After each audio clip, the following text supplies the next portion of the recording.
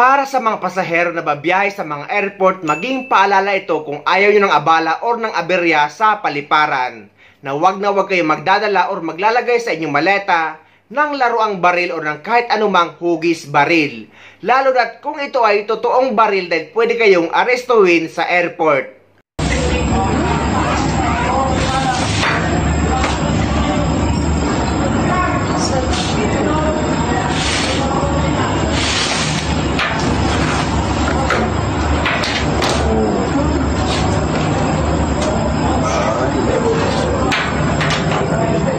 Sir, that item is not allowed. You have to introduce it to PNP.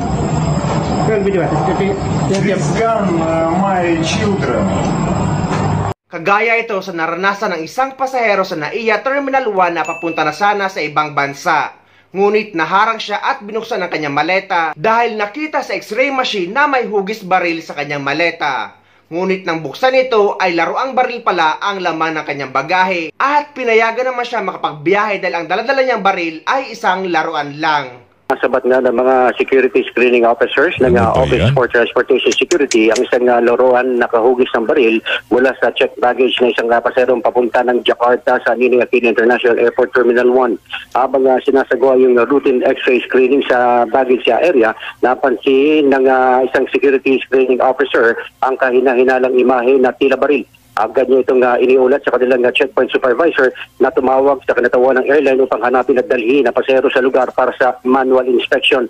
Sa presensya ng PNP Aviation Security Group, isinagawang security screening officer ang manual baggage inspection kung saan nakuha ang laruang baril na nakabalot sa pulang tela.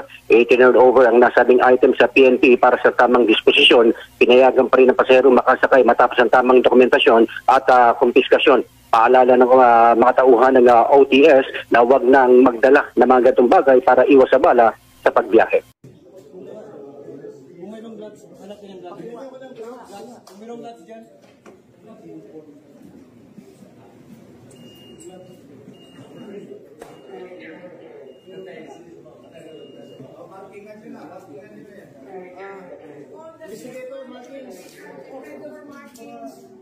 Markings.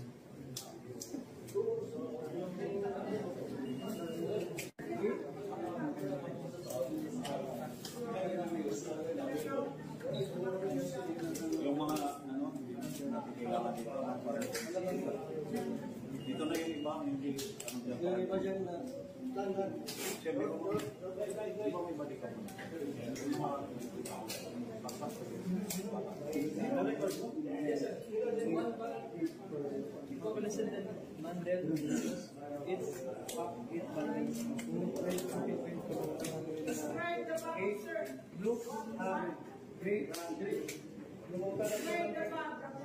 Paprint ako ng kuha ka ng tape at saka bond paper.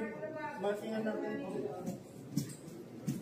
Mark number, bag number 1.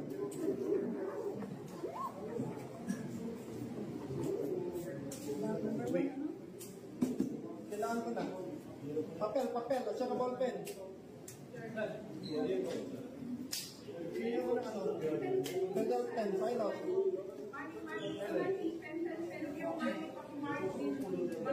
Per bundle? Buksan na rin ang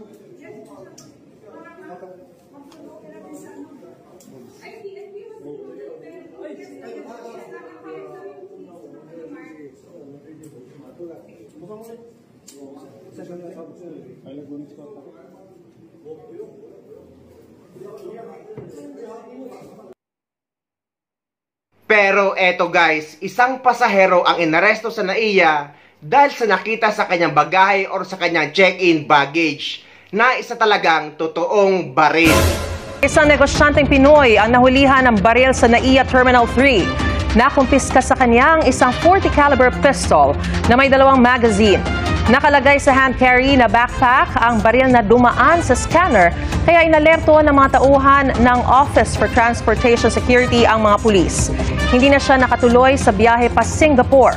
Wala raw na ipakitang dokumento ang negosyante na ipaghaharap na reklamong paglabag sa pagdadala ng baril at bala pati na sa paglabag sa COMELEC gun ban. So maging paalala na lang sa lahat ng makababa natin or sa lahat ng mga pasahero na wag na lang magdadala ng kahit anumang hugis baril or kahit laroang baril. Dahil hindi biro ang maharang at maistresa na iya kapag may aberya.